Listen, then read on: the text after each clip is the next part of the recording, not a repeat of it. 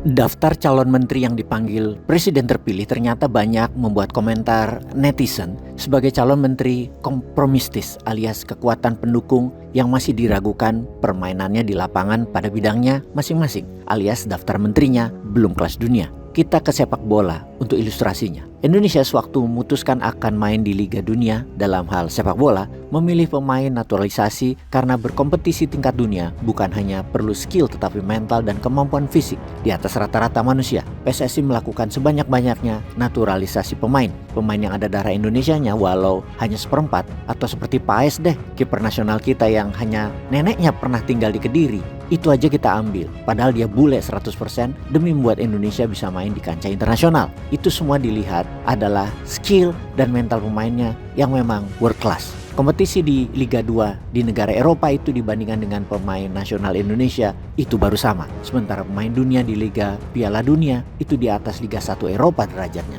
Jadi kalau pemain nasional Indonesia yang bukan naturalisasi alias PSSI itu main disejajarkan klub hanya ada di Liga 2 negara Eropa. Untuk itu, karena budaya permainan di Indonesia penuh dengan kecurangan dan permainan kotor, atur skor, maka tidak akan Indonesia menjuarai Liga Asia sekalipun. Pengetahuan, kemampuan fisik, attitude, mental bertanding, IQ, sportivitas jauh sekali, masih di bawah. Cara singkatnya adalah ambil semua pemain naturalisasi, bayar buat duit kewarganegaraan atau pindah negara demi sepak bola. Bagi pemain profesional, hal itu biasa. Pindah kewarganegaraan untuk duit itu biasa. Selesai main bola usia 35 atau 40 tahun balik lagi ke negara asalnya. Nggak setia mereka pada negara yang bayarnya, itu sudah umum. Mereka setia pada sepak bola, itu pasti. PSSI kini disegani. Cara PSSI membuat Indonesia bisa juara dan enak ditonton permainannya di lapangan adalah dengan memetik pemain jadi, beli.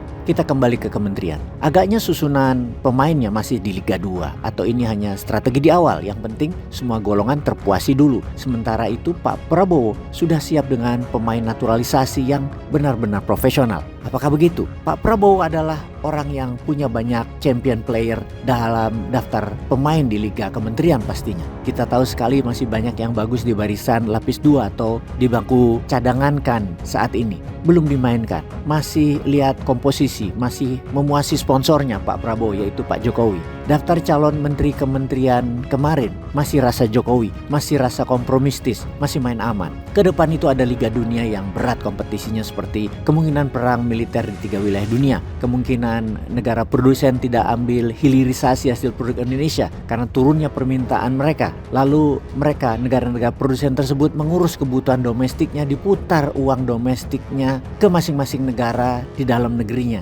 termasuk kesediaan pangan nasional negara masing-masing. Mereka nggak mau ekspor. Jadi every country for their own. Setiap negara mengurusi urusan masing-masing. Indonesia untuk itu harus bisa jadi negara produsen, setidaknya untuk kebutuhan domestik. Kalau dalam barisan kementerian kemarin agaknya netizen belum melihat solutif terhadap masalah negara dan dunia. Baru solutif masalah keadilan politik kompromistis pemenangan kursi presiden. Tetapi kita tahu sekali Pak Prabowo masih punya manusia yang memiliki pengalaman dan nama-nama kuat lainnya yang kelas dunia. Seperti misalnya nama Pak Gita Wirjawan, Iwan Jaya Aziz, bahkan salah satu 9 naga bisa masuk kabinet seperti Pak James Riyadi, itu cocok buat menteri daerah tertinggal, atau bahkan Bung Rocky Gerung yang cocok jadi jaksa agung penuntut keadilan.